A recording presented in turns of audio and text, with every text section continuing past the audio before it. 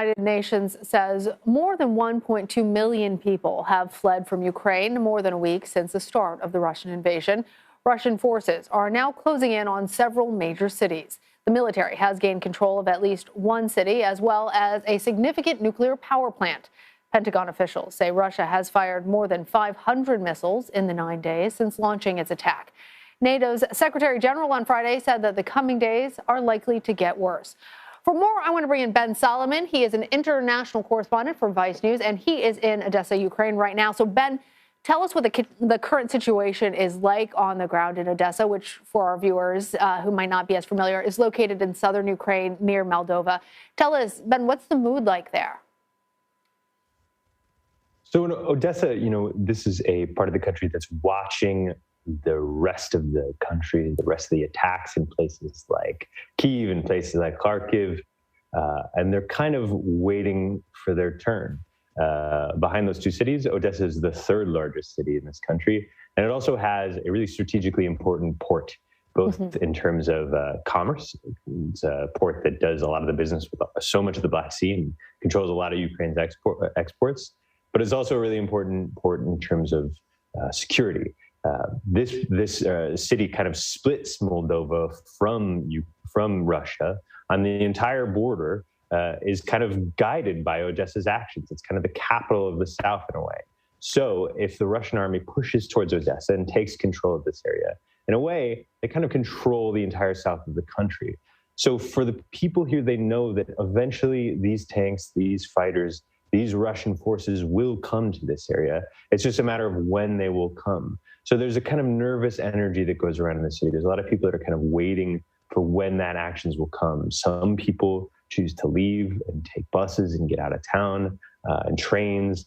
Other people are kind of hunkering down. We went yesterday to one of the older tourist beaches in the city, where now excavators are kind of digging out the sand to make sandbags so they can make outposts all around the city. They are local car mechanics making things called hedgehogs, which are anti-tank defenses that kind of go up all over. So people are getting ready, but also life kind of goes on. Like a lot of the people that are living here are still going out. There's still, some commerce going on. They're still going out, like, Ben, they're going to restaurants and like regular life undeterred? The essentials. I had somebody that I talked to yesterday that went to the dentist, and I was surprised that they were open. The grocery stores are open. The things that kind of are open are places that people are still trying to get their best kind of quality of life and try to live without the fear of the invasion.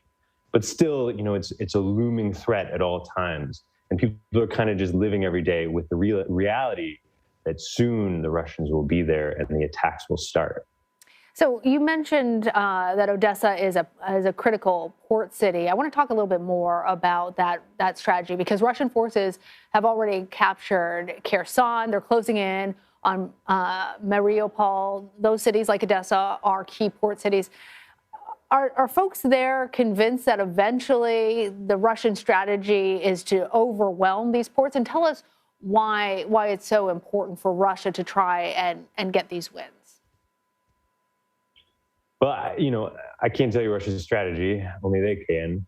But from what it seems like, the feeling on the ground is that Russia doesn't want just bits and bobs. They want all of Ukraine.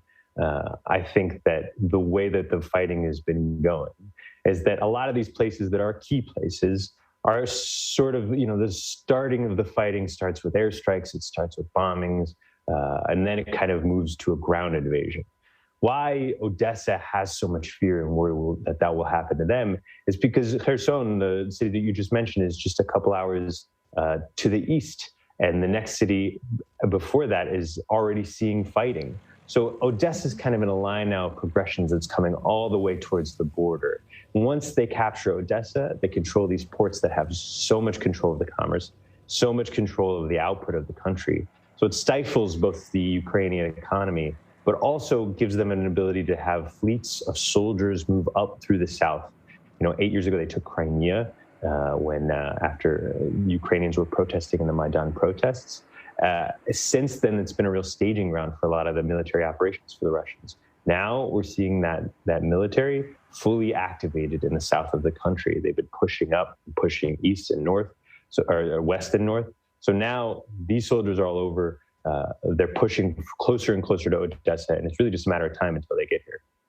Ben, as we've been reporting, the war in Ukraine is fueling a new humanitarian crisis. We have seen many migrants heading off to Poland. Can you tell us some of the other places that Ukrainians are seeking refuge, particularly being so close to Moldova? How is that nation responding?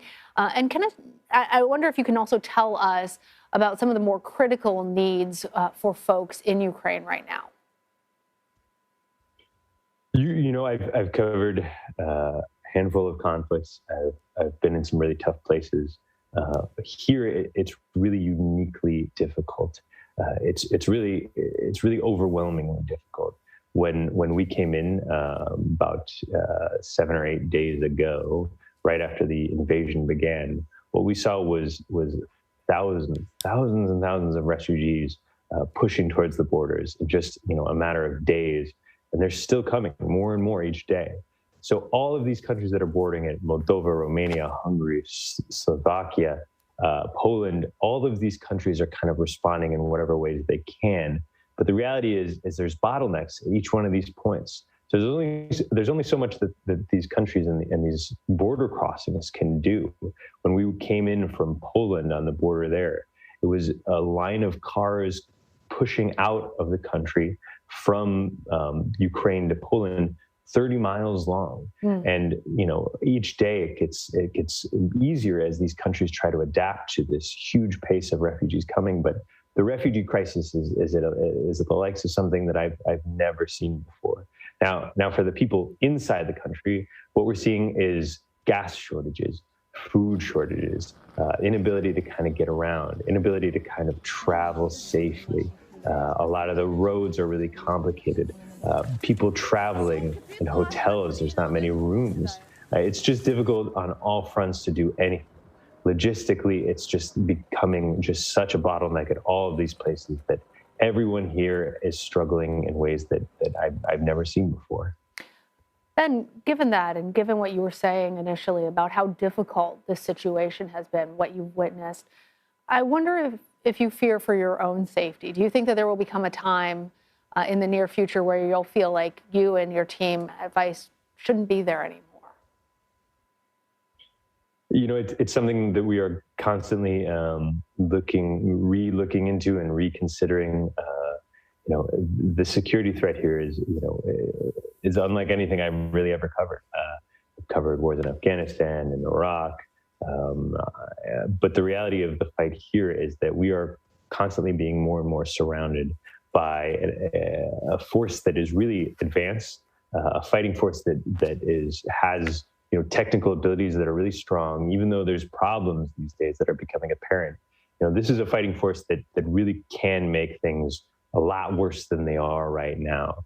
So for us as a news crew, as spending our time here, we're constantly making sure we know our escape routes, making sure we know where the bunkers are in the cities that we're working in, making sure we know our best practices for working all around. Things move really fast. I mean, we've only been here since the war began, and since then, so much has changed and so much continues to change. So, of course, safety is our number one concern, and kind of taking our time to reinvestigate and re-understand what's the best way to work here is important. But for us, the story is more and more important. It's the Ukrainian people that we meet, the people that we are dealing with. Their stories are so powerful, and we really are proud to be sharing them and telling them to the rest of the world. Absolutely. And we appreciate you doing that. And we're hoping for your safety and everyone there. Ben Solomon, thanks. Thanks.